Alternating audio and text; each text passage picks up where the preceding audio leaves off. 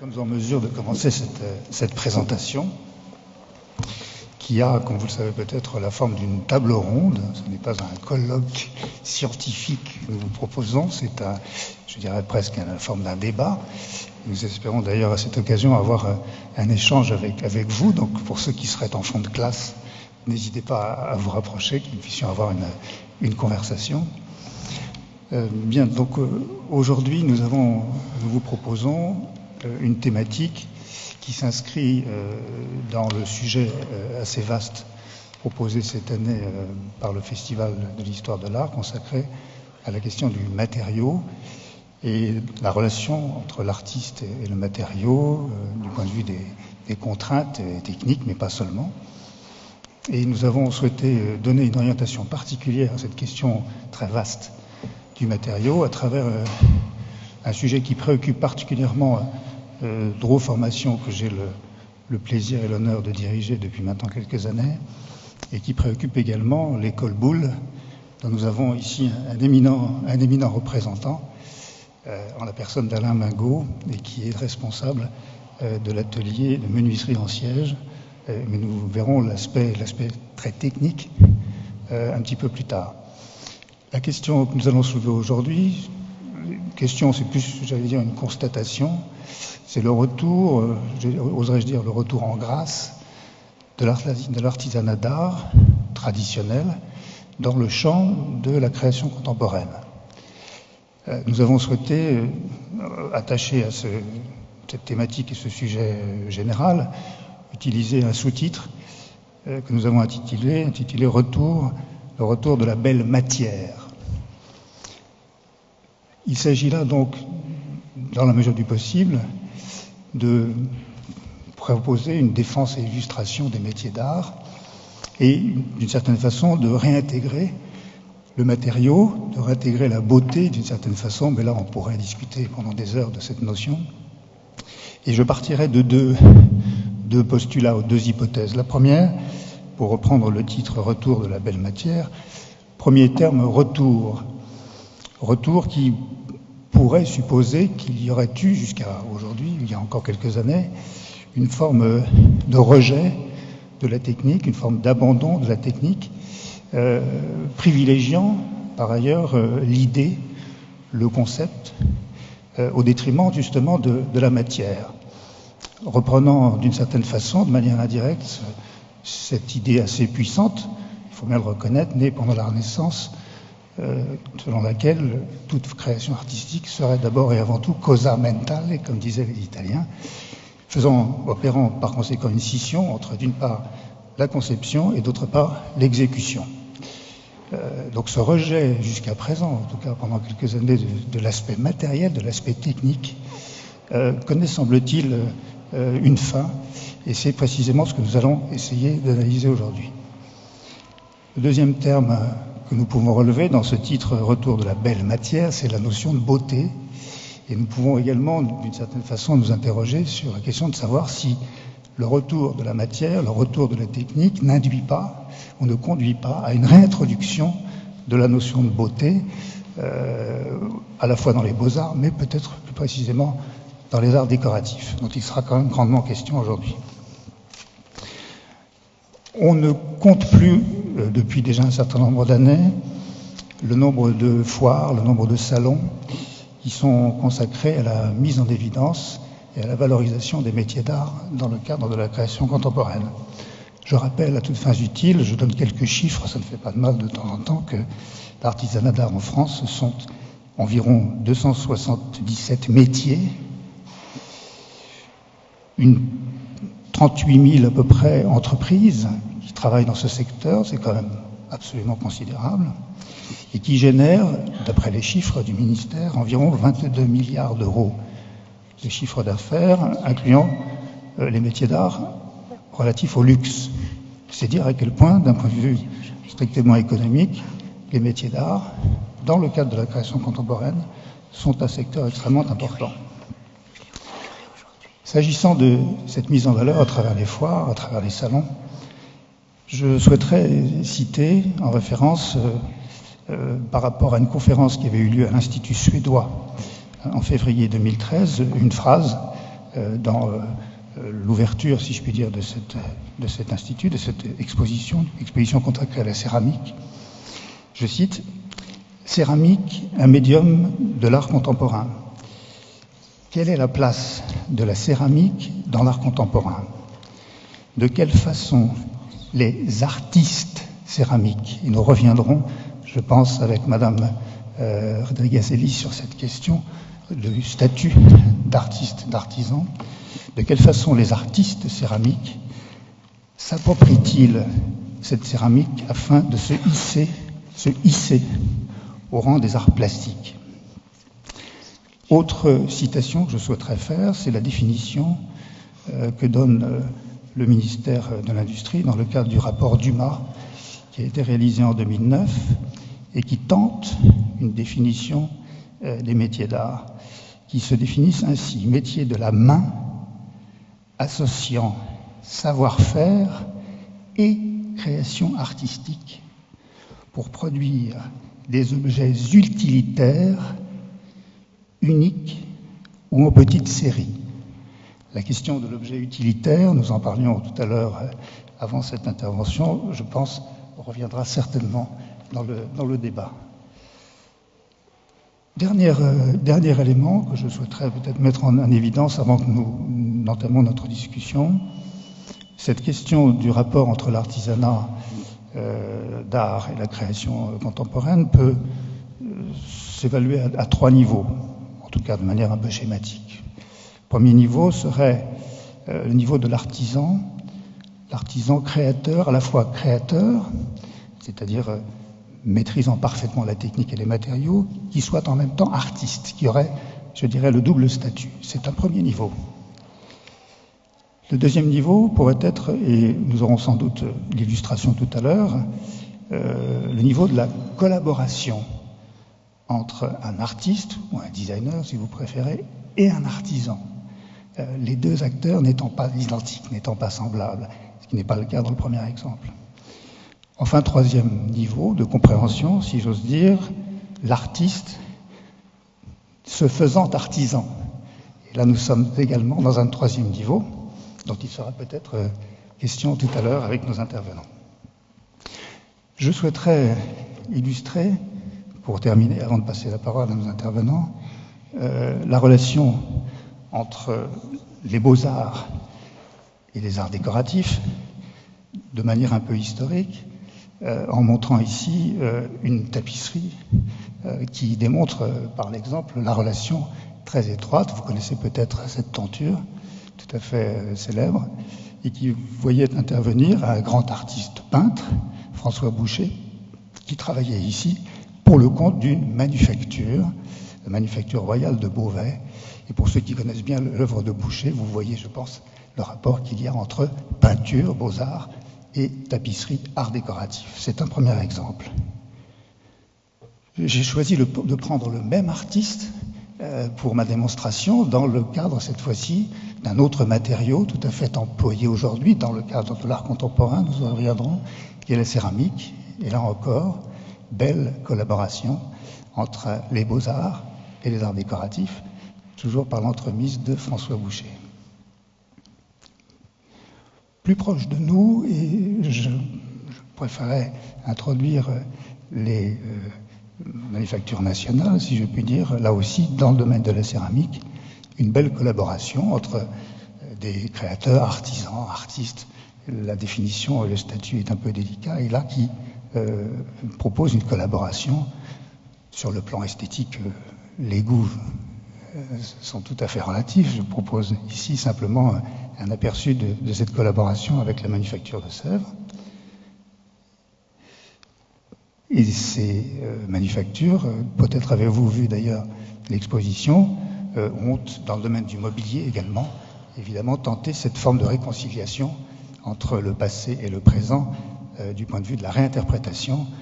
On le voit très bien sur l'affiche qui se trouve sur la droite, entre le mobilier ancien et le mobilier moderne.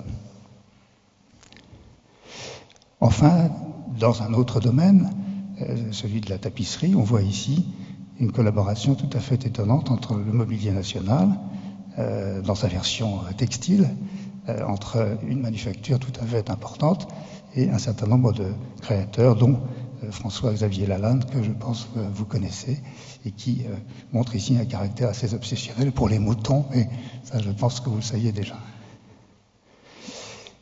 J'en terminerai simplement, avant de passer la parole à nos intervenants, non pas que j'ai de relation particulière avec le Salon Révélation, mais je vous le signale néanmoins, aura lieu donc en septembre prochain, cette grand-messe, si j'ose dire, du Salon Révélation, qui met en évidence précisément et qui met en discussion, si je puis dire, cette relation entre artisanat, art et création contemporaine. Et je vous conseille très fortement de vous y rendre, donc du 10 au 13 septembre 2015. Bien, je vais maintenant vous présenter, ou à la limite nos intervenants vont se présenter, puisqu'il semblerait que j'ai commis une faute à part de là. Donc nous allons commencer par Madame Nina Rodriguez-Eli, qui est fondatrice et qui s'occupe en particulier de l'Observatoire de l'art contemporain et qui vous expliquera d'ailleurs, je pense précisément en quoi consiste son activité, une activité de veille, et qui va tenter de décrypter un petit peu les raisons pour lesquelles nous observons ce retour de l'artisanat des métiers d'art dans la création contemporaine. Suivra Alexandra Faux, qui est historienne de l'art, qui a un nombre incalculable de compétences, et en particulier qui est l'auteur d'un ouvrage fort remarquable sur l'histoire du textile, si ma mémoire est bonne, l'histoire du costume. Donc il faudra certainement quelques exemples tout à l'heure. Et donc Alexandra Faux illustrera notre propos à travers quelques exemples d'artistes qui travaillent précisément dans le contexte de cette relation métier d'art, création contemporaine. Enfin, monsieur Alain Mangot, que je citais tout à l'heure, qui est donc artisan d'art, mais plus que ça, puisque vous avez un titre tout à fait honorable, que vous avez eu meilleur ouvrier de France, et vous êtes en même temps professeur à l'école Boulle, chargé, donc, comme je le disais, du département menuiserie en siège. Voilà, et vous nous parlerez d'un sujet extrêmement important qui sont les perspectives d'avenir de l'artisanat face aux nouvelles technologies dont vous êtes un spécialiste. Voilà, donc je passe tout de suite la parole à Madame Rodriguez. Oui, bonjour. Voilà, je suis donc Nina Rodriguez-Eli. Donc j'ai fondé l'Observatoire de l'art contemporain il y a quelques années. L'Observatoire donc de l'art contemporain est une plateforme de décryptage et d'analyse, c'est-à-dire nous abordons le monde de l'art, de la création, sous l'angle de l'analyse. Nous avons une activité de veille internationale. Nous arrivons à décrypter tous les mécanismes par une approche structurelle et une vision vol d'oiseau du monde. Donc on arrive à décrypter les mécanismes essentiels qui permettent de voir beaucoup plus clair. Donc nous observons 3 domaines: l'art contemporain, étendu à la création, l'art et l'entreprise, ainsi que, car l'entreprise est devenue un prescripteur important dans le monde de l'art, nous allons le voir tout à l'heure, et également le marché de l'art. Nous avons une grille de lecture très claire, très simple, qui nous permet de cartographier toutes des données. Ces grilles de lecture s'organisent autour de signes que nous captons. Nous décrivons des tendances que nous analysons ensuite les phénomènes. Donc je suis chargée donc de cartographier toute cette large question des métiers d'art, de la création des métiers d'art, et d'essayer de donner une idée claire des raisons de cette réactivation des métiers d'art à l'heure actuelle. Donc on commence par un préambule terminologique d'abord. On aborde les choses d'une manière un peu simplifiée pour arriver de plus en plus au complexe. Donc la question actuelle, donc j'essaie de faire une petite cartographie terminologique en séparant la question, en distinguant la question des beaux-arts, la question de l'avant-garde, les arts décoratifs et l'art, avec toute une pléiade de mots-clés qui y sont associés. Les arts décoratifs sont issus évidemment de la question des beaux-arts au XVIIe, XVIIIe siècle, la rupture étant intervenant au cours du XIXe. Et les arts appliqués, les arts décoratifs génèrent un ensemble de mots-clés dont on a parlé tout à l'heure, que sont le savoir-faire, la question de la fonction, qui est très importante, donc de l'utilité, l'artisanat, la question du vernaculaire même, parce que c'est lié compte tenu de ce qui se passe dans d'autres pays que le nôtre, la question du multiple, la question de la tradition et de la transmission. De l'autre côté, l'avant-garde, avec la notion d'art. Qu'est-ce que c'est l'art, hein? Voilà, quand on entend l'art, c'est la question, on s'attache à la question du processus créatif. Et c'est ça qui est mis en avant, la question de l'expérimentation, le nouveau, ce qui est lié à la rupture, c'est-à-dire à la rupture par rapport à la tradition. Donc une œuvre d'art n'est pas spécialement une œuvre, n'est pas spécialement belle, ne s'attache pas spécialement au beau, ni à la tradition, puisqu'elle est plus ou moins en rupture avec cette tradition. Elle heurte la question du consensuel, souvent, la question de la tradition, la question de l'académie. Voilà. Et étrangement, le terme décoratif dévalorise une œuvre d'art, souvent. Alors c'est vrai qu'on est dans une situation un peu ambivalente, antagoniste, mais on va voir comment, à l'heure actuelle, on assiste à une sorte de décloisonnement. Donc, si on peut passer à la question suivante. Non, c'est... Voilà. Le décloisonnement, ces questions où l'art est au centre, voilà, de toutes ces questions que sont l'unique, le multiple, le design, les arts décoratifs. Voilà. En ce qui concerne les arts décoratifs, on est vraiment en présence d'une recherche d'excellence, voilà, dans un protocole de fabrication où le matériau est mis en avant, le matériau est mis en œuvre. Donc c'est la question cruciale dans ce qui nous concerne.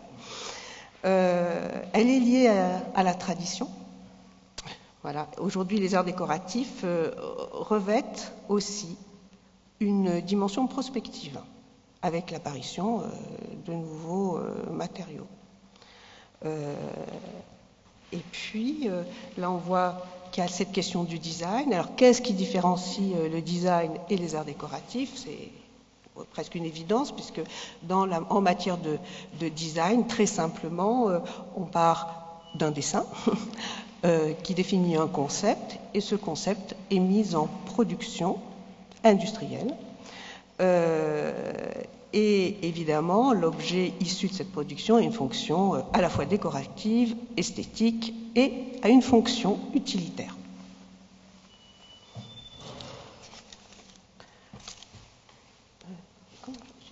Ah, c'est par là. Ouais. Alors, les artistes, il se trouve qu'à l'heure actuelle, dans ce champ de décloisonnement, où l'art contemporain est plus et moins entendu, est passé de la question de l'avant-garde, du sens de l'avant-garde, donc de l'expérimentation, de la recherche, cette idée d'inconnu, eh bien, cette notion d'art contemporain, à l'heure actuelle, revêt une autre notion, celle de culture du présent. Elle est beaucoup plus reliée à la société. Donc, beaucoup d'artistes utilisent des matériaux propres. C'est ça qu'on constate. Hein. Là, je vais définir un champ de constat. L'état des lieux à l'heure actuelle, c'est qu'on observe des artistes qui utilisent des matériaux propres à l'artisanat, donc, et en tant que médium propre, des artisans d'art qui produisent des œuvres uniques, qui poussent l'excellence jusqu'à produire des œuvres qui ressemblent à une œuvre d'art, à une œuvre. Voilà. Et les métiers d'art, donc, peuvent être un champ, à l'heure actuelle, un champ de prospective. j'ai mis perspective, mais c'est vraiment un champ de prospective. L'apparition de nouveaux matériaux qui induisent de nouveaux savoir-faire. Voilà. Donc on quitte le champ de la tradition. Alors dans cet état des lieux, on va de la revalorisation des métiers d'art, on va partir d'un constat évident, c'est qu'à l'heure actuelle, il y a une inflation d'expositions, de manifestations qui ont attrait à ces questions-là, aux métiers d'art, à l'art décoratif. Actuellement, vous avez une exposition au Musée des Arts Décoratifs qui s'appelle Mutation. Je ne sais pas si vous êtes allé, vous êtes au courant, mais c'est à partir d'un objet de la collection des artisans d'art ont travaillé et ont produit des œuvres qui sont issues, qui ont inspiré, qui sont parties de ça. Donc c'est vraiment cette connexion entre la tradition et les arts décoratifs et l'art est de plus en plus en train de se renouer. Les révélations dont vous avez parlé au Grand Palais, il faut savoir que c'est la 2e édition, le salon des artisans d'art, mais dans lequel il y a également des galeries qui couvrent un champ très très ouvert. Donc 2e édition, pour nous c'est assez significatif. Avant ça n'existait pas, il y a à peine 4 ans, ça n'existait pas. Voilà, c'est un salon qui est en train de prendre de plus en plus d'importance. Quand il y a salon, ça veut dire qu'il y a un marché. Donc les choses sont en train de se développer. Encore une exposition à Paris importante qu'on a saisie qui s'appelle Fiber Future à la Maison du Japon, qui met en scène des créateurs japonais sur la question du textile, de la fibre, et comment, là encore, on est dans des champs de prospective. Et puis encore, on va passer sur de l'autre côté de la Terre. Il faut connaître la Biennale de Gwangju en Corée, qui alterne avec une biennale d'art et une biennale de design, très très très prospective également. Puis d'autres. Encore une autre exposition essentielle qui n'est pas dans ma liste, mais qui a lieu au Palais de Tokyo, donc un lieu très très prospectif à Paris, et qui s'appelle, elle vient de se terminer, Le bord des mondes, et qui pose une question: est-ce qu'une œuvre peut être autre chose que d'art? Et donc qui traite toutes les périphéries de la question de l'art. Donc on est vraiment dans un monde de décloisonnement. Tout s'entrecroise. Voilà. Derrière, il y a en toile de fond, on a un mouvement très très important au 19e, à la fin du 19e. Étrangement, ce mouvement s'oppose à la modernité. C'est le mouvement Art and Craft, l'esprit de William Morris, qui était assez proche des peintres pré-raphaélites, et qui s'opposait à la modernité. À l'heure actuelle, ce mouvement est très très prégnant dans notre monde, dans le monde de l'art contemporain en tant que culture du présent. Il a été d'ailleurs un sujet, William Morris a été un sujet des arts décoratifs il y a à peine 2 ou 3 ans. Les étudiants sont assez formés à cet esprit-là. Voilà, alors les raisons du retour en force des métiers d'art. Alors, la première, la plus évidente, c'est la globalisation de l'information. À travers la globalisation de l'information, c'est la circulation des savoirs qui se fait quasiment automatiquement. Voilà. L'Internet est un monde d'images, c'est un immense bureau de tendance qui fait que les savoirs, l'image, les imaginaires se croisent.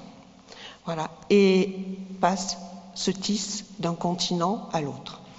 On est dans un système de multipolarisation du monde, c'est-à-dire que il y a une montée en puissance des identités. Tous ces pays à forte croissance que sont l'Amérique du Sud, l'Asie, revendiquent une histoire et à travers cette histoire, souvent, leur propre tradition, leur propre savoir-faire. Et puis, il faut focaliser sur l'influence du continent asiatique, car il faut, sur ce plan-là, il faut quand même considérer deux définitions inversées de ce qu'est une œuvre d'art en Occident et en Asie, en sachant qu'en Asie, vraiment, la question de l'œuvre d'art est pas liée à la rareté comme en Occident, mais beaucoup plus à la maîtrise, à la qualité de la maîtrise, à la question de l'initiation, élevée sur un plan spirituel. Et enfin, l'influence de l'industrie du luxe, qui est assez essentielle dans la revalorisation des métiers d'art. Car le marché, les grands groupes de luxe sont devenus au fil des années des influenceurs du monde de l'art, jusqu'au marché de l'art, et évidemment ont ouvert à ces questions de métiers d'art, de savoir-faire. Donc l'industrie du luxe s'est redéfinie ces dernières années autour de la question d'art, d'unique, pour se valoriser soi-même, lui-même, pardon. Voilà. Alors, on va faire un petit voyage on va prendre un cas, le cas de la maison Hermès, c'est une collaboration avec la maison Hermès qui a besoin de faire valoir justement ces valeurs et qui sont liées au savoir-faire évidemment. Et donc ils ont travaillé. Il y a une collaboration avec Sugimoto, un artiste japonais, qui a retravaillé la question des carrés Hermès. Donc ils ont fait une édition limitée d'œuvres de Sugimoto sur des carrés Hermès. Alors c'est allé très loin parce que la grande présentation de cette série limitée de Sugimoto, donc ça veut dire que le carré Hermès devient une œuvre d'art. N'est plus qu'un carré, mais elle devient une œuvre d'art. Il se trouve que la première présentation a été faite à la foire de Bâle, dans le cadre de la foire de Bâle. La foire de Bâle étant le grand temple du marché de l'art contemporain. Voilà. Ça, c'est une présentation des foulards de Sugimoto, présentée comme une installation. Et ce sont les carrés Hermès, donc vendus comme des éditions limitées en tant qu'œuvre d'art. Voilà, la Fondation Hermès également va aussi assez loin parce qu'elle est prescriptrice de contenu pour faire passer ses valeurs. Il se trouve qu'elle a organisé une exposition au Centre Pompidou-Metz qui s'appelait Formes simples, mais par ailleurs également, là c'est un cas au musée du Cristal de Saint-Louis, où elle a produit des œuvres. Donc là on a cet exemple d'une œuvre Crystal House in the Mountains de Benoît Bilotte. Voilà. On fait un petit peu un parallèle par rapport à l'État français, qui finalement, depuis toujours, depuis Malraux, tout simplement, a gardé, préservé les savoir-faire français et a continué à faire fonctionner les manufactures. On a vu Sèvres, autre exemple. Voilà, Sèvres continue et des commandes faites à des artistes sont effectuées très régulièrement depuis 40-50 ans. Là, on a une œuvre de Louise Bourgeois. Bon, il y en a tellement qu'on a pris une. Voilà, Sotsatz. Cécile Le Tallec pour Aubusson, Là, elle a travaillé sur une question, sur quelque chose de très, très, très prospectif.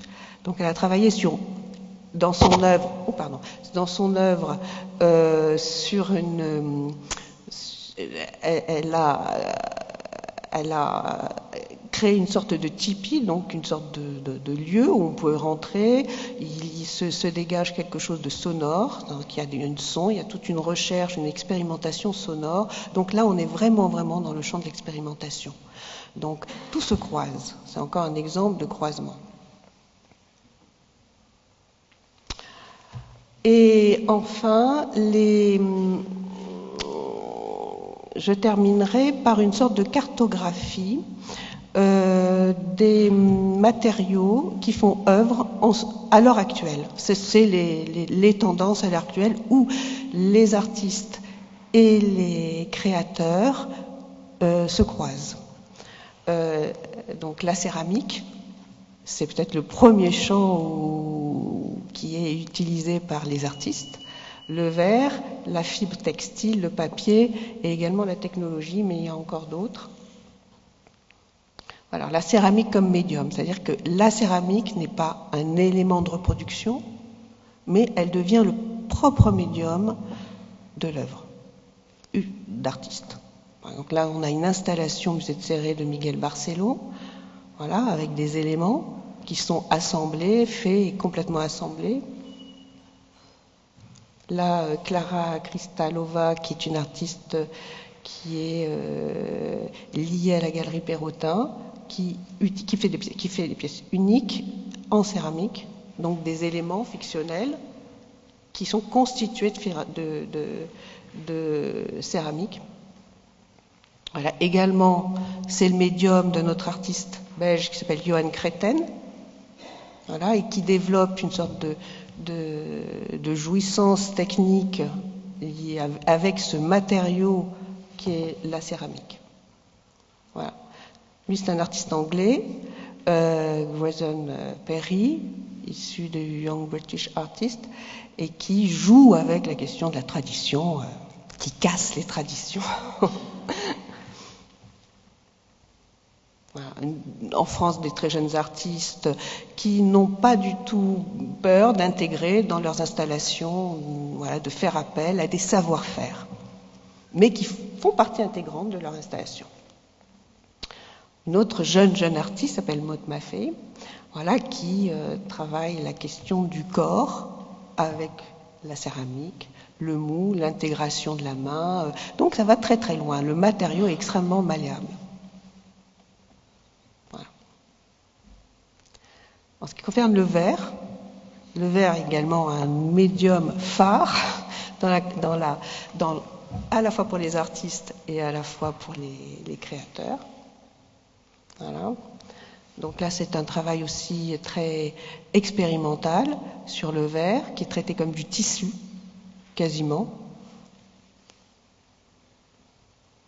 Là, une installation d'Anna Skipska. Et Olafur Eliasson, là, sur des champs où vraiment qui croisent le scientifique et les savoir-faire. Nina, juste une question. Là, nous sommes dans le cas de figure d'artistes, artisans qui maîtrisent l'ensemble du processus artistique. Pas toujours. Pas toujours, justement. Pas toujours, non, parce que dans la conception à l'exécution, mais pas nécessairement.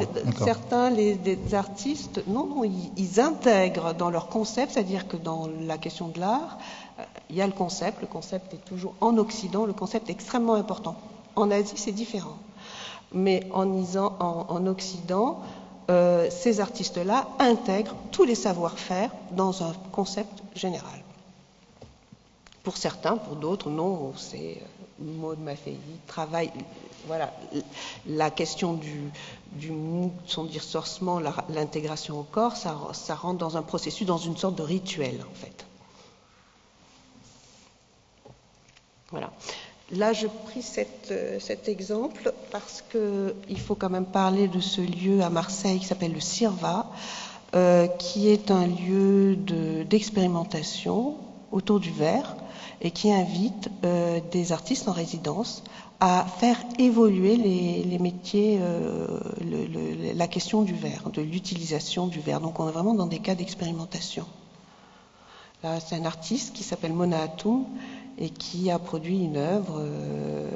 Et ce verre à l'intérieur de la cage, paraît-il, était très, très, très difficile à fabriquer de la manière, parce qu'il doit absolument s'intégrer dans la grille, et je crois que ça a été très très dur à fabriquer.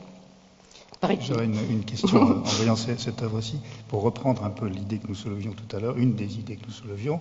Nous sommes là dans le cas d'une œuvre qui n'est pas utile au sens de la définition. Voilà. Non, c'est pas utile, c'est une œuvre. Là, on est détaché de cette notion d'utilité. Oui. Et on a affaire à néanmoins une maîtrise technique qui fait de l'artiste ou du créateur un artisan, dans le sens qu'il y a une maîtrise technique et matériaux, mais néanmoins un artiste, puisque l'œuvre a valeur en soi, je dirais presque. L'œuvre n'a pas d'utilité, sauf que c'est une œuvre. Voilà. Alors, comme on est dans ce que je vous expliquais au tout début, dans ma cartographie simplifiée, d'un côté l'art, et on n'est pas là dans le champ de l'art décoratif, même si ces champs-là sont décloisonnés et se croisent en permanence, même dans le concept. Voilà. Là, on est dans je traite encore le verre pour la fabrique Venini, qui est une fabrique ancestrale très très ancienne à Murano, et qui lui aussi fait appel pour régénérer la tradition, fait appel à des designers. Là, on est dans un cadre de design. Voilà. Et la question de la fibre est très importante. C'est aussi une grande tendance. Là, dans ce cas précis, ma première image, c'est une œuvre qui n'a pas de fonction, produite par une artiste italienne qui s'appelle Maria Lai, qui a toujours utilisé la fibre, le tissu, donc qui a fait des livres comme ça qui se sont développés en tissu, mais également des grandes installations avec des tissus, même qui traversent la nature, qui relient. Voilà, elle travaille vraiment sur cette question du lien.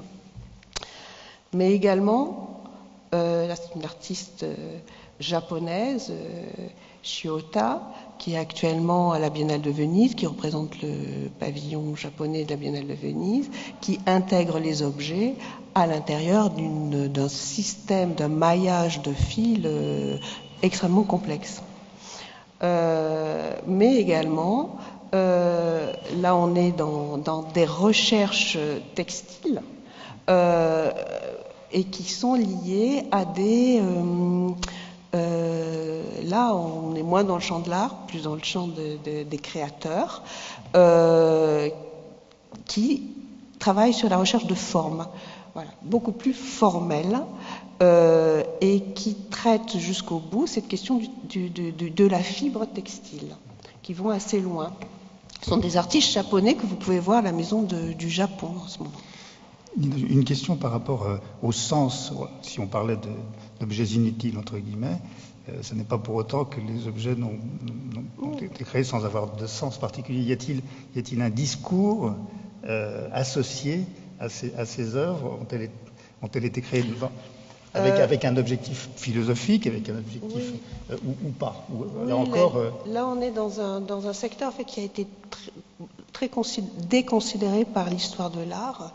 Dans les années 60, il y a un mouvement qui s'appelle Fiber Art, qui travaille cette question, voilà, de fibres, de formes. Ils ne sont pas considérés comme des artistes par des artistes, voilà, mais comme des créateurs. Et à l'heure actuelle, ces mouvements reviennent en force. Voilà. Donc on est dans des situations comme ça, voilà, de sculptural, très très formel, mais travailler dans ces questions avec ces recherches sur ces questions de fibres. Hein, voilà. C'est du tissu. Et qui, d'ailleurs, on peut faire une relation avec ce créateur japonais très très connu. Comment il s'appelle, qui fait les robes en sculpture, Miyake. Voilà, exactement. Il vient de là, Miyake. Il ne faut pas l'oublier. Là, je fais vraiment une liaison.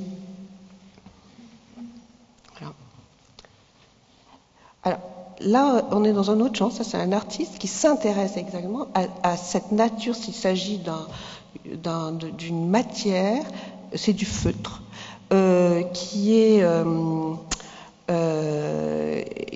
est bouilli d'une certaine manière, qui est fabriqué en Slovaquie dans une tradition ancestrale qu'il trouvait absolument incroyable, et il a utilisé ce savoir-faire, cette tradition, pour produire des œuvres. Donc il les fait fabriquer là-bas, sachant que ça joue avec la lumière, avec des pigments particuliers qui jouent à chaque fois d'une manière différente, et il a produit 2 œuvres avec ce type de savoir-faire. Donc c'est l'artiste qui intègre les savoir-faire des autres. Voilà, le papier, ça c'est encore une artiste. On est entre le papier, c'est de la fibre, hein, c'est vivant. Catherine Bock, qui structure le papier, qui travaille à partir de cartes, donc elle déstructure, restructure, et donc ça va très très loin. Mais je veux faire tout de suite une liaison avec un centre d'art, de la même manière qu'on a vu le CIRVA. De l'autre côté de la planète, à Singapour, il y a STPI, qui est un centre d'art qui vraiment s'intéresse à la prospective autour du papier. Donc au développement du papier dans toutes ses natures. Donc ils font venir des artistes pour travailler sur place, des artistes occidentaux aussi très connus, comme des artistes asiatiques. C'est vraiment un croisement, et là se développe vraiment de l'expérimentation. Parce que le papier en Asie, c'est central. On est dans une nature avec des arbres ancestraux. Le papier, c'est presque une question de peau, hein. Vraiment, c'est central. Pour nous, non, mais en Asie, c'est central. Voilà. La technologie est aussi un médium. J'ai pris des quelques exemples de Jeff Koons. Voilà, qui est un artiste que vous connaissez tous, parce qu'il est très très médiatisé, mais juste voir l'œuvre de Jack sous un autre angle, l'angle de la question de la technologie. Des œuvres comme ça sont faites très très compliquées à faire. Là, on ne regarde pas le sens, on regarde comment c'est fait. Et donc, une pièce comme celle-ci est en plâtre, mais un plâtre très particulier, donc il y a une recherche particulière. Et chez Jeff Koons, ce qui est central, c'est vraiment la question c'est un artiste qui est plus proche des arts décoratifs que de l'art, d'une certaine manière, dans la mesure où il pousse la technologie à son extrémité. Et c'est la technologie qui fait œuvre, d'une certaine manière. Voilà, le balloon bone, c'est très très complexe à fabriquer. Une pièce comme celle-ci, le Hulk, c'est du bronze. C'est un bronze, et qui représente une forme de ballon, comme ça, quelque chose d'extrêmement léger, mais c'est du bronze. Voilà. Et je voudrais terminer par quelque chose qui est un petit peu particulier, l'expérience des matériaux en eux-mêmes, l'expérience, autre chose, quelque chose qui n'est pas palpable. On pourrait parler d'expérience, on pourrait parler de rituel, on pourrait parler de temps, et ça, c'est au centre c'est utilisé comme des médiums, et ça croise souvent les arts décoratifs et l'art. Notamment cette artiste qui s'appelle Alice Anderson, qui travaille à partir de fils de laiton, donc d'un matériau pauvre. Vous savez, ce sont des matériaux qu'on retrouve dans les vieux réveils. Maintenant, ça n'existe plus, mais dans les vieux réveils où il y avait un système électrique, il y a toujours des petites bobines de laiton. Voilà. Donc elle est partie de là, et elle utilise ce fil de laiton à une très très grande échelle et produit avec d'autres, elle ne peut pas le faire toute seule parce que c'est très très complexe, des œuvres qu'avec du fil de laiton, mais des kilomètres et des kilomètres. Je crois que pour faire une sphère comme celle-ci, qui induit un rituel, là on la voit passer devant, c'est-à-dire qu'elle passe avec son fil, et puis ça dure enfin elle met un temps innommable pour la faire, parce que le temps rentre en compte, le rituel rentre en compte, et aussi la manière de le faire, parce qu'elle travaille en compagnonnage avec d'autres personnes qui l'aident. Ce ne sont pas des assistants, ce sont des compagnons. Un exemple de une pièce en vue détail. Donc c'est une trame absolument on n'arrive pas c'est très complexe. Et voilà des pièces d'installation avec ces fils de laiton. Je donne un exemple. Donc là encore, on est dans des champs croisés, décloisonnés. C'est des jeunes artistes. Et là aussi, c'est une artiste qui s'appelle Evie Keller, qui, elle, là je l'ai choisie pour la question d'un matériau pauvre. Elle utilise du cellophane avec des pigments. Là aussi, le temps et le rituel rentrent en ligne de compte, et elle construit des sortes de grandes peaux qui font expérience et qui sont assez chose qu'il faut voir. Une photographie n'est pas vraiment élaborée. Mais ce qui est important, c'est on observe une jeune génération qui, dans leur processus de création, intègre la lenteur et le savoir-faire et les rituels, toutes ces données que l'on observe chez des créateurs ou alors des métiers d'art où là le temps, la concentration, c'est les mêmes valeurs. Voilà. Donc, je vous remercie. Merci Nina. Auriez-vous Bonjour.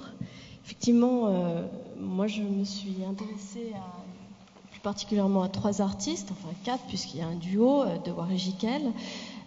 Pour parler, alors c'est un peu une sorte de contrepoint à cette approche de la belle matière, puisque vous allez voir que certains n'hésitent pas à utiliser des matériaux pauvres, voire déclassés, notamment avec l'artiste belge dont je parlerai enfin. Ce qui est assez intéressant, donc il y a des artistes qui sont sensiblement de la même génération et qui s'autorisent tout, qui vont développer des expérimentations multiples et qui sont pas, vous le voyez ici avec Dewar et Jikel, qui sont pas du tout dans ce qu'on a pu faire pendant très longtemps dans le cadre de la commande publique, de demander à des artistes contemporains de travailler avec des lissiers à Aubusson ou ailleurs, c'est-à-dire en fournissant des cartons, comme on le faisait autrefois, qui étaient ensuite réalisés, reproduits et interprétés par les lissiers. Dewar et Jikel sont des artistes qui ont été primés récemment au prix Marcel Duchamp et qui font partie de cette génération d'artistes à vouloir se frotter à la technique. Ce sont des artistes qui se considèrent comme sculpteurs et néanmoins, ils mettent la main à la pâte, ils travaillent vraiment comme pourraient le faire des artisans en fait. Ils souhaitent... Là, c'est ce que je mentionnais, le 3 niveaux, l'artiste qui se fait artisan. Tout à fait. Dans certains cas, c'est l'artisan qui se fait artiste. Là, ce sont des artistes qui, finalement, sont un petit peu comme n'importe qui aujourd'hui consultent Internet, regardent des tutoriels et essayent de se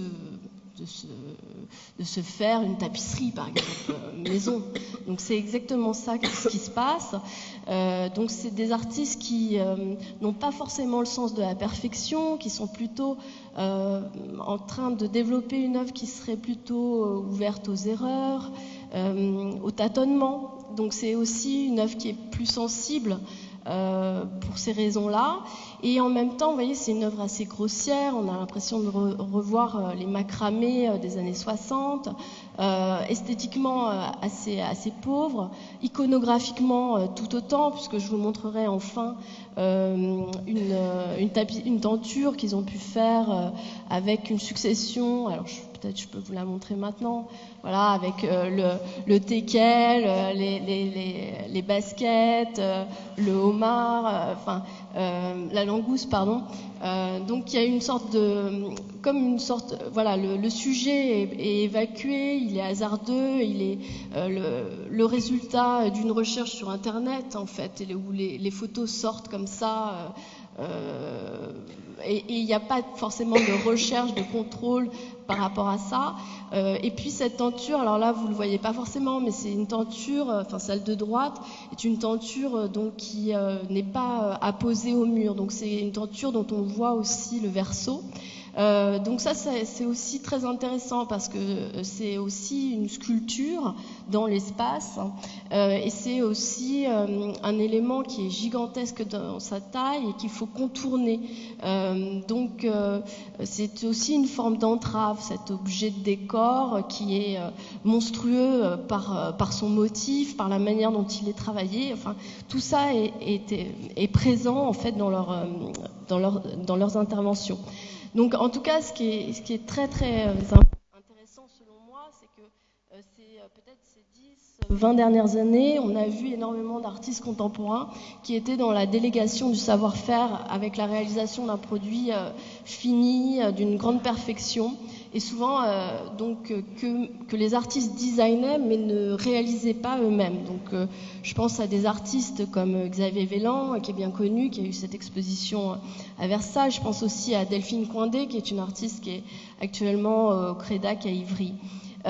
Et là, donc, on est dans une réappropriation complète des savoirs qui est aussi une réponse au fait que nous sommes aujourd'hui dépossédés, désœuvrés en tant qu'êtres humains et plus encore pour les artistes. Je vous présenterai en fin de parcours un tout jeune artiste qui est presque insatisfait de sa formation à l'école. Il le dirait peut-être pas comme ça, mais c'est aussi ça. Il répond au manquement de sa formation à l'école des Beaux-Arts de Bourges, par une formation, un apprentissage qu'il fait de lui-même sur Internet. Voilà. Donc c'est assez intéressant parce que c'est une société aujourd'hui dans laquelle nous vivons qui est frappée par la dématérialisation, et finalement le recours à des pratiques artisanales permet de réintroduire cette question du faire, F-A-I-R-E, dans la réalisation des œuvres et de retrouver aussi, il y a beaucoup de ça, je pense, dans ces artistes contemporains, de retrouver aussi une forme de plaisir et de satisfaction personnelle à produire l'œuvre. Donc nos deux amis artistes, Daniel Dewar et Grégory Jiquel, sont des artistes qui se sont rencontrés à l'école des Beaux-Arts de Rennes et qui travaillent. Donc ils sont tous les deux nés en 76 et 75 et ils travaillent dans un atelier qui est battu par les vents au Cap Fréhel. Donc ils sont loin de Paris, ils produisent tous les deux et ils sont dans cette espèce de handmade, donc du fait main, qui est donc à l'opposé de tout ce qu'on a pu voir jusqu'à présent. Sont des artistes qui vont revaloriser des matériaux que la contemporanéité a mis de côté, a déclassé, a délaissé. Il y a plein de termes qu'on pourrait utiliser, comme le bois, la terre. Ils ont essayé également de retrouver des techniques de taille directe. C'est pareil, c'était des choses aussi qu'on voyait peu ou pas.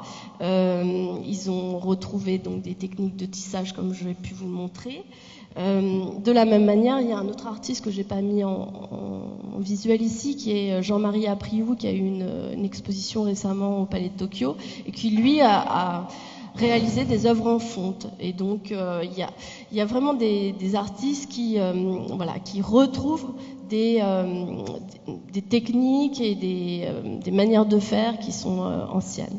Alors eux, ils ont un fondement propre à leur pratique, c'est de concevoir, d'être créateur, mais en autodidacte.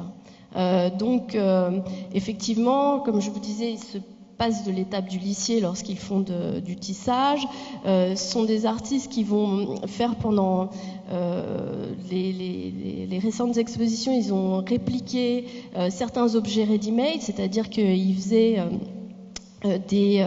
ils reproduisaient en bois, par exemple en taille directe, des chaussures, des bottes, ils ont fait des truelles aussi. Donc en fait, c'est là encore le sujet en soi, il est anodin, il est banal, il n'a pas d'intérêt en soi, mais c'est comment opposer production industrielle et recours à nouveau à une pratique artisanale comme une manière de se réapproprier des choses qui sont par le mode de fabrication en série loin de nous finalement. Sont des artistes qui vont privilégier aussi les outils de bricolage, la tronçonneuse, la scie, le marteau. Et on sent aussi, vous voyez là par exemple ce gisant qui est en habit de néoprène, prêt à plonger. Vous voyez que c'est aussi la pierre, en fait, on voit comment elle est entaillée avant qu'elle soit polie, et on a un petit peu toutes les étapes aussi de la réalisation. Alors ces artistes, au départ, ils ont commencé à travailler... Ils ont commencé à travailler eux-mêmes pour des raisons économiques, dans un premier temps, parce qu'ils n'avaient pas l'argent pour payer un assistant. Et puis, finalement, ils ont été très heureux d'être seuls, de concevoir aussi leur projet de A à Z, de pouvoir revenir lorsque c'était nécessaire, alors que quand vous, bien sûr, quand vous sous-traitez votre production, eh bien, vous n'avez pas le moyen au moment en cours de réalisation de dire « attendez, on s'est trompé, on veut revenir en arrière, etc. » Donc ça, c'est aussi un élément très important chez eux. Et puis également, ils valorisent le processus créatif, c'est-à-dire qu'ils font aussi beaucoup de films en stop motion pendant la réalisation de l'œuvre. Donc du coup, on a une espèce de restitution aussi de cette étape qui est la réalisation. Et donc là aussi, le stop motion, c'est aussi une manière d'utiliser un matériau, enfin un médium qui est à la portée de tous, que tout le monde peut utiliser. Donc, ce sont des artistes, ce qui est assez troublant, ces artistes-là, au tout départ, ils faisaient de la copie hyper réaliste, donc ils étaient vraiment dans une production très lissée, et puis voilà, ils se sont laissés aller à produire des choses qui pouvaient être imparfaites. Je suis en train de me dire que... Voilà, oui, c'est ça. Alors ça, c'est le type d'œuvre qu'ils ont pu faire dans leur four à bois, puisqu'ils ont fait construire un four pour réaliser leurs pièces. Et c'était exposé au Palais de Tokyo, un ensemble de sanitaires. Donc ça crée une espèce de composition hybride de différents matériaux. Donc là encore, ce sont des objets... du quotidien, des objets qui sont normalement fabriqués avec des moulages d'argile liquide. Et là, par contre, ils ont répliqué ces objets, mais avec... ils ont modelé les formes du lavabo avec des techniques plus traditionnelles, et ils les ont cuits avec des émaux. Voilà, donc c'est vraiment quelque chose qui est assez étrange, inclassifiable, et vous allez voir que tous les artistes, enfin surtout le dernier, est aussi dans ce registre-là. Et ça participe aussi à ce que disait Nina, de cette volonté aujourd'hui d'explorer ces marges qui finalement font tenir les lignes. Ça, c'est l'exposition qu'ils ont eue donc, au musée Rodin. C'était selon moi une très très belle exposition qui était dans une espèce de presque en opposition en fait avec Rodin, le mouvement. Et puis eux d'habitude travaillaient en taille directe, là ils se sont intéressés au moulage en béton, après avoir visité justement ce qu'ils ont appelé la moulothèque dans la maison de Rodin à Meudon. Et c'est tout le contraire effectivement, parce qu'il y a un côté très archaïque, gigantesque dans les proportions ici.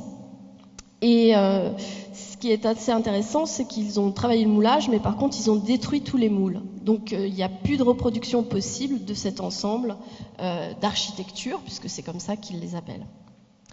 Donc, ces artistes-là mettent en avant la créativité, comme je le disais, qui serait le produit d'artistes autodidactes, des artistes qui n'hésitent pas à être dans une forme de régression par rapport à la méthode de production, des artistes qui vont s'approprier des techniques artisanales pour reproduire des objets industriels déjà existants et qui vont chercher du coup à transformer le commun en unique. Je voulais maintenant vous parler de Morgane Schimber, qui est une artiste qui est née en 1976 et qui a fait l'école des Beaux-Arts de Quimper en 1999 et puis l'école des Beaux-Arts de Paris en 2002. C'est une artiste qui a été récompensée par le prix Ricard en 2011 et donc là vous la voyez mettre les mains à la pâte puisque c'est comme ça qu'elle fonctionne dans son atelier de la Courneuve. C'est une artiste qui est proche d'artistes comme Olivier Mossé, qui est une femme qui va explorer la matière, explorer la sculpture, mais dans une vision très très élargie, vous allez voir, et qui, elle aussi, associe aussi la sculpture à quelque chose d'assez performatif, vous allez voir dans les gestes qu'elle met en œuvre. Donc ce sont beaucoup d'œuvres qui sont nées de découvertes fortuites. La dernière fois, quand je suis allée dans son atelier, elle me disait avoir découvert qu'il y avait différents types de matériaux assez inattendus qui devaient être cuits à une même température et qu'elle allait s'amuser à les faire se rencontrer dans son four. Parfois elle fait des mariages contre nature, donc vous allez voir avec une des œuvres plus loin. Et donc par contre effectivement il y a beaucoup de casses parce qu'elle fait beaucoup d'essais et donc tout ne fonctionne pas toujours très bien. Donc c'est quelqu'un qui va être qui a un goût particulier pour l'expérimentation, la manipulation des formes et aussi le désapprentissage. Là encore, ça fait partie de ces artistes qui s'autorisent tout, qui va chercher à dépasser des techniques connues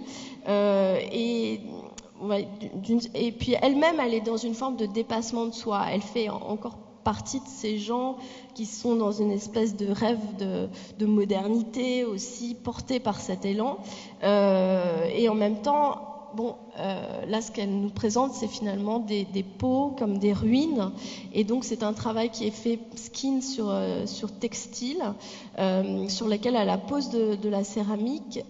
Et donc, sous l'effet de la cuisson, donc tout cuit, le textile et la céramique. Et donc, ça donne une sorte de pot écaillé, en fait, assez belle et lépreuse à la fois. Qui n'est pas tant une peinture qu'une installation, et ça peut faire penser aussi à des œuvres de supersurface, de l'échelle de Deleuze par exemple, qui est quelque chose qui ploie aussi au sol et qui vient mourir au sol. C'est une artiste, vous voyez, qui est aussi une artiste en force. Elle a un côté punk aussi dans sa manière de travailler. Et c'est une artiste qui mêle aussi des expériences qui sont des expériences professionnelles, personnelles et intimes. En l'occurrence, cette série des Bubbles que vous voyez ici, elle les a soufflées alors qu'elle était enceinte. Et pour elle, c'est très important aussi ce rapport à cette extériorisation de soi qui va s'exprimer à travers ce matériau vert. Et donc c'est quelque chose, là aussi, je crois qu'elle avait fait ça à Meisenthal, qui est un centre verrier de l'Est, qui accueille beaucoup d'artistes contemporains. Et en fait, donc, ce qui est assez intéressant, c'est que la structure, donc elle le fait aussi sur des structures en acier. Bon, en l'occurrence, les structures en bois brûlent au contact du verre, donc c'est ce que vous voyez ici. Et donc, il y a cette idée d'une forme à la fois libre et en prise par cette structure.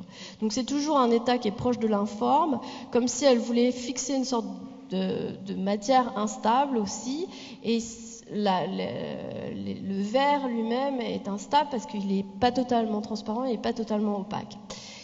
Juste ce que vous avez au-dessus, c'est une œuvre qu'elle a réalisée avec 2 rouleaux métalliques, donc peut-être ici vous voyez mieux. Et donc c'est encore une fois ces rencontres impossibles comme une sorte de combat tel qu'elle les voit elle. Donc mélange impossible entre peinture à l'eau, peinture à l'huile. Et donc elle crée cette espèce de combat avec ses Rolls. Et l'un est plus petit que l'autre au niveau des rouleaux. Et voilà. Et donc elle voit un petit peu ce qui se produit. Pour elle, c'est une sorte de rapport maître-esclave entre les deux. Oui. Et donc, on a, forcément, ça faisait penser à la broyeuse de Marcel Duchamp. Ça, c'est le travail de Shibari. Donc, c'est un travail, en fait, de sculpture qui a été réalisé en terre et qui est noué durant le processus et ensuite présenté tel quel, pendu. Donc, ça fait... aussi penser aux photos d'Araki également. Donc ça ouvre sur d'autres projets. Ça, c'est sa dernière série, qui est une série de moulage de béton dans du carton. Donc c'est une esthétique relativement pauvre et en même temps très belle, parce que du coup on a l'empreinte du carton qui vient se poser, et puis il y a aussi cet avachissement de la forme qui est dû à la pesanteur du béton. Ça, c'était toute sa série de projection de peinture sur des éléments de feuilles qui étaient soulevés. Donc, c'est des feuilles métalliques et il y a une composition multiple et renouvelable à l'infini. Voilà. Alors, puisqu'il faut que j'aille un petit peu plus vite, voilà, juste pour dernière artiste que je voulais vous présenter et qui est là encore peut-être à l'opposé de la belle manière, si ce n'est que on peut aussi voir dans des formes et dans des matériaux inappropriés quelque chose qui peut être extrêmement séduisant. C'est le cas, en fait, pour ma part, de Peter Buggenhout, donc avec ses présentations d'œuvres du Mont Ventoux qui sont réalisées à partir de peau d'intestin, et les viscères de la peau créent des aspérités qui peuvent être extrêmement belles par endroits et donc créer quelque chose d'assez étonnant. Et lui travaille avec des tanneurs pour la réalisation de ces pièces. Donc ça donne des espèces de poches, comme des poches prêtes à accoucher. En fait, c'est assez troublant en fait de voir, et c'est tout un ensemble d'accumulation et d'étirements qui peuvent être faits par des éléments, des structures en bois. Toujours dans cette esthétique un peu symptomatique de l'époque, c'est aussi donc en référence à Bruegel l'Ancien, les aveugles guidant les aveugles. C'est aussi une espèce de structure comme ça, très complexe, hétéroclite, formée de matériaux épars sur lequel il vient projeter de la poussière, mais qui est une poussière donc qui collecte et qui va donner une espèce de patine, mais qui pour lui fait penser à cette poussière un peu sacrée qu'on peut avoir dans la sculpture africaine, comme vous voyez ici. Et donc voilà, c'est quelque chose de beaucoup plus... c'est des formes qui sont considérées comme... le disait Georges Bataille, comme des formes méprisables et des formes abjectes. Et c'est comment, justement, lui va intégrer tout ce sang de porc, de crin de cheval, d'éléments comme ça, de peau assez rebutantes. Quel regard on va pouvoir porter à ces peaux, quelle distance aussi il va nous proposer, puisque la plupart sont placés sous vitrine et d'autres en contact direct. Donc, en tout cas, c'est aussi une œuvre qui nous parle beaucoup de notre rapport comme une sorte de revanche par rapport à la société industrielle, encore qui apporte une forme de désœuvrement à l'être humain, et créer une œuvre qui soit dans une forme d'affranchissement par rapport à une esthétique prônée aujourd'hui. Ça, c'est aussi un des aspects relativement importants. Et puis, je vous disais que j'allais vous montrer ce jeune artiste donc, qui est encore étudiant et qui a fait des pièces. Lui, il fait des pièces invisibles qui sont des pièces de moteur, d'engrenage, etc. Et qu'il reproduit donc à grande échelle et qui reproduit vraiment à la main, mais à partir de tout ce qu'il récupère sur Internet. Donc c'est vraiment, là encore, un artiste qui se forme lui-même, qui cherche à se réconcilier avec son environnement et à retrouver une certaine mainmise sur les choses. Voilà, donc on pourrait peut-être conclure en disant que peut-être que la réponse vis-à-vis de la prolifération des biens serait celle des gestes aujourd'hui. Merci. Merci Alexandra. Je retiendrai la beauté des viscères qui nous étaient proposés tout à l'heure, ce qui, si c'était approuvé, pose la question de la beauté éminemment relative. Alain Mangot, maintenant je vais vous céder la place parce que ça sera plus facile pour vous. Donc Alain Mangot maintenant va nous introduire encore plus profondément dans cette relation entre artisanat et création contemporaine. En évoquant donc très profondément et très précisément le processus de production, la valeur travail, oserais-je dire, dans le processus de création artisanale appliqué à ce que j'oserais appeler le design, mais sous votre autorité. Alors, allô, oui. Alors là, on va passer dans un autre registre. Là, on n'est pas dans l'artiste, on va plutôt être dans le créateur, qui va en même temps être artisan. Et donc là, un exemple d'une console qui est quand même assez complexe dans le sens où vous avez un anneau de Moebius et cet anneau de Moebius va être plaqué. Et là, c'est beaucoup d'expérimentations qui ont amené les élèves de l'atelier à mettre au point ce type de transformation. Alors là, c'est une infusion. C'est-à-dire qu'on projette de la résine et on aspire de l'autre côté et la résine va se transférer entre les deux éléments. Et ici, on voit un détail avec le carbone à l'intérieur et le plaquage à l'extérieur. Et là, vous voyez les deux bandes de bois de plaquage qui vont être en fait remis en forme sur l'ensemble de la structure. Et voilà la structure une fois terminée. Alors là, vous l'avez dans sa version brute et vous l'avez ici dans la version vernie. Donc là, il y a une démarche créative et en même temps fonctionnelle, parce que là, on est sur une console, donc vous avez une partie plane qui est sur le haut de la pièce, et un choix aussi de matériaux bois pour justement mettre en valeur, par le veinage aussi, la structure. Un détail. Un autre élément qui nous a amené à la première expérimentation de moulage sous vide, et vous voyez que les éléments qui constituent en fait le piétement de ce siège-là, ça nous a permis en fait de mettre en œuvre des formes très complexes à l'aide de moules relativement rudimentaires, mais grâce à la mise sous vide, on a pu obtenir des plans très compliqués. Là, c'est une réalisation contemporaine aussi, mais là dans laquelle on a cherché une ergonomie importante au niveau des deux éléments assises et dossiers en constituant un caillebotis tout en bois massif. Là, celui-là, on marie plusieurs techniques, des techniques traditionnelles pour magnifier aussi le matériau. Vous avez une rampe entièrement débiardée qui est en noyer avec un effet décoratif en haut de crosse.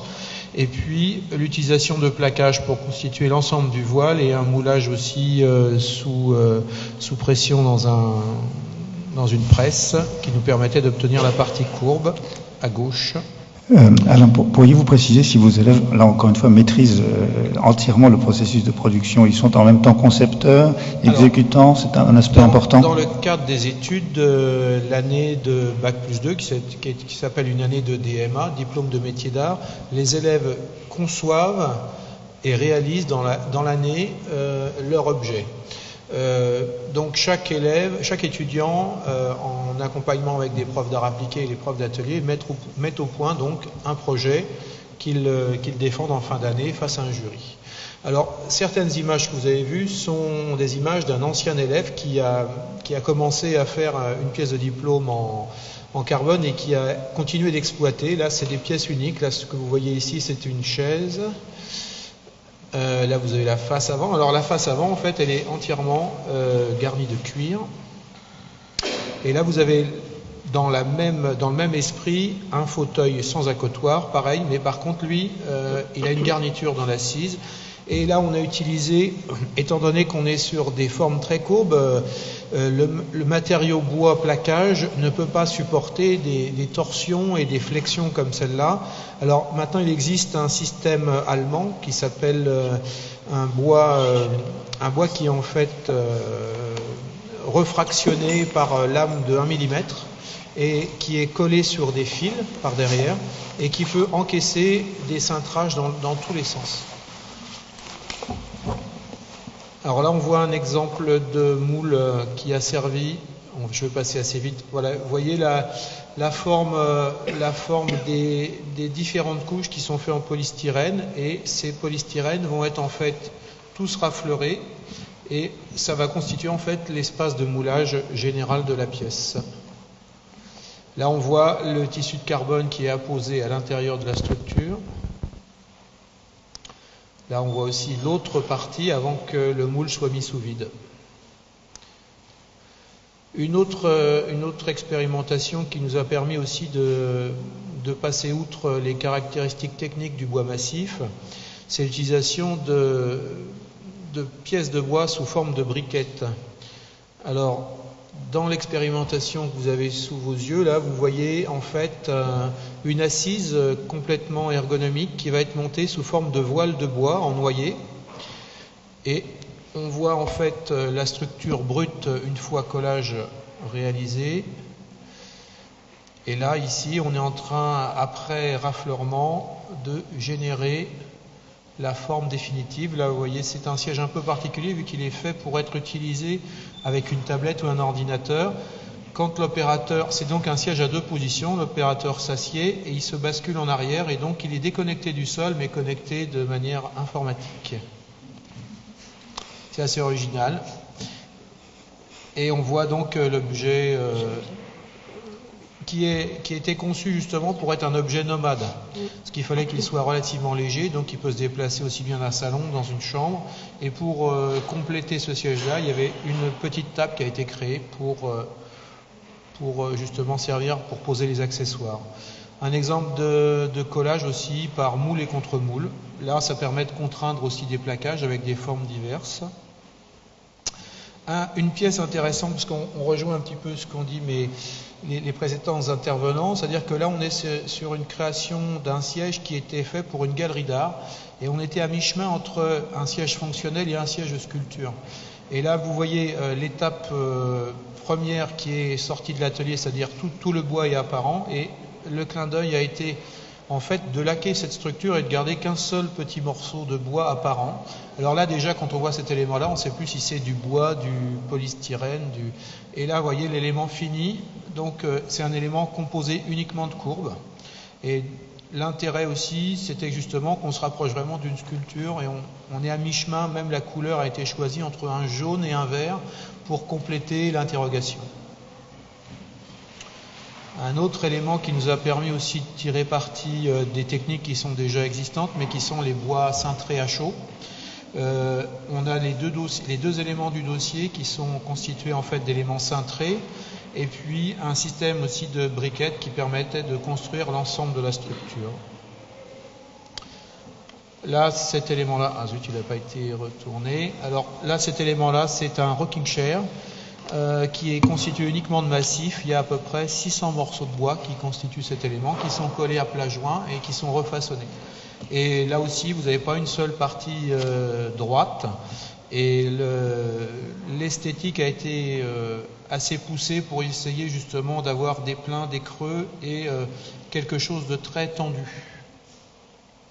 C'est un petit peu le maître mot un peu de notre métier, par contre, c'est Alors, je suis désolé, ils ne sont pas à l'endroit. Là, vous êtes sur un siège de massage qui est un peu particulier. Pourquoi? Parce qu'on vient s'asseoir à califourchon et on pose sur les genoux comme pour les sièges suédois. Et là, cet élément-là donc permettait en fait un massage habillé. C'était pas du tout le concept.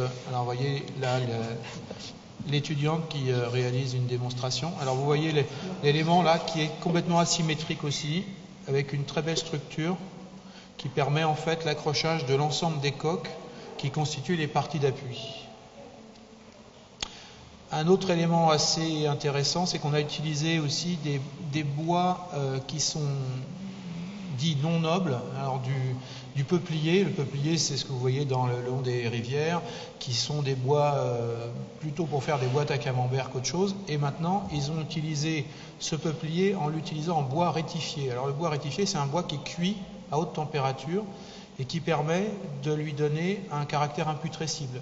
Et là, ce peuplier-là, il a été formé sous forme de contreplaqué, donc on fait varier le sens du fil à chaque fois. Et l'ossature de tout ce siège-là, qui est en fait un siège qui est conçu pour être un siège haut qui vient dans un parc et jardin.